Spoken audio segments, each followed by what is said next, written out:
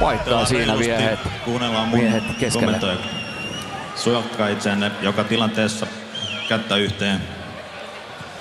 Häkkituomarin toimii Assi Seppänen. Kuunnellaan tuomarin komentoja, noudatetaan sääntöjä kaikissa tilanteissa ja pidetään itsestä huolta, otellaan rehdisti ja reilusti. Katsotaan minkälainen lataus tässä kamppailussa on, meneekö jommalta kummalta yli. Teo lähtee vauhdilla tuolta seinältä ja aika rohkeasti lähtee hyökkäämään. Maku sieltä etumaisella kädellä. Nyt Teo switchaa puolta ja sieltä tulee Makun ensimmäinen suutti ja suoraan kahteen jalkaan. Ja nyt katsotaan kuinka näppärästi ja nopeasti Teo nousee tuolta pystyyn. Kyllä Makvan heti oli varmasti suunnitellut tämä ottelu alkoi ja lähtee heti hokemaan sitä anakondaa siitä. Siellä on ote kiinni. Teo yrittää olla rauhassa ja puolustaa. Kiristyy koko ajan. Nyt saa käännettyä selälleen. Yrittää saada omasta hauiksesta kiinni Makvan siellä. Toinen jalka on lukittu ja kädellä. Nyt Makvan yrittää tehdä tilaa tuolla kädellä ja nyt sai omasta hauiksesta kiinni. Ja nyt alkaa puristaa siihen. Anakonda, se oli se anakonda. Ei kestänyt kun 52 sekuntia.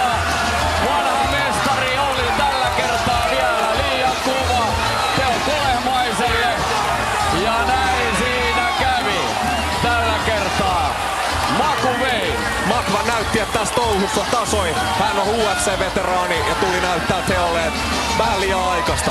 Ja mitä siellä nyt tapahtuu? Makvan on siellä pitämässä aikamoista meteliä ja käy huutamassa Teolle jotain. Ja nyt hän alkaa omiensa kanssa juhlimaan.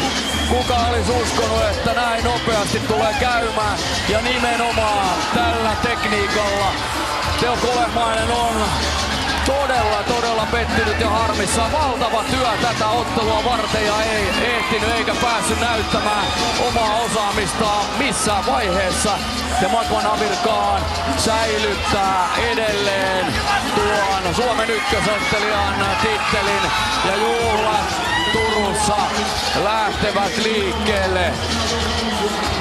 Oliko yllätys? Mitä sanoi asiantuntijamme Kaius Kyllä Kettonen? se oli yllätys, että se tuli näin nopeasti. Odotin, että tästä tulee pidempi matsi ja sota, mutta kyllä se on niin, että vaikka kaikki tietää, että mitä se Makvan tekee, mutta se on niin hyvä siinä yhdessä asiassa, että se on ihan sama, että sä tiedät, että se anakonda tulee sieltä.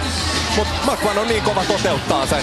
Ja nyt se sai sen nappiin ja lopetti matsi heti ensimmäisellä minuutilla. Joo, ja Teo meni aika rohkeasti sinne syvälle. Maku pudotti, suutti suoraan kahteen jalkaan. Kyllä. Ja sitten ne sen painitaidot tuli kyllä esille. Siinä ei kauan mennyt, korjas vähän asentoon. Ja siinä vaiheessa kun ehdit sanomaan, että hauiksesta kiinni, niin silloin tiesi, että sieltä ei oikein kukaan tule millään keinoin ulos. Ja eikös Bruce Lee ole sanonut, että se ei pelkää miestä, joka on opetellut 1000 tekniikkaa, vaan yhden tekniikan ja siihen taas tuhansia toistoja.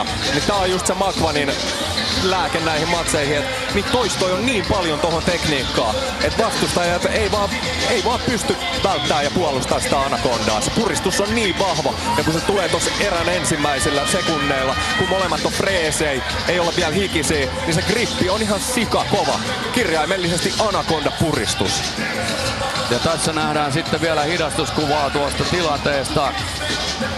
Ja tässä lähdetään hakemaan, sit korjataan kulmaa. Ja tässä Teolla on jo aikamoiset vaikeudet ja siinä on pakko taputtaa. Se oli sen verran kova kuristus ja 52 sekuntia. Melkoinen suoritus. UFC-mestari.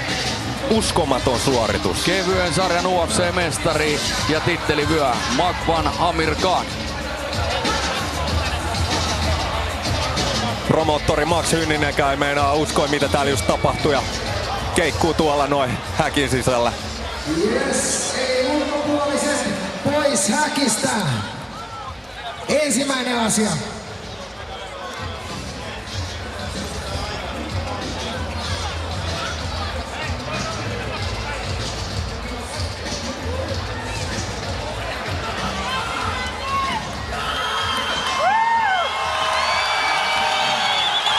Makvan ottaa yleisö haltuun.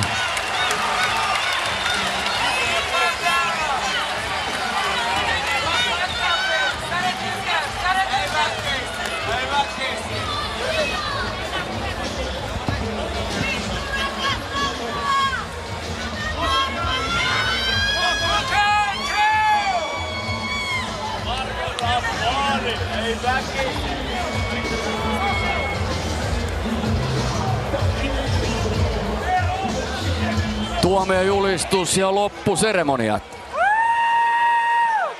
Häkkituomari Asse Hokkanen on keskeyttänyt ottelun. Ottelu voittaa ensimmäisessä erässä ajassa 0.49 Anaconda kuristuksella. Punaisen kulmauksen Makvalan Mr. Finland Amir Konin!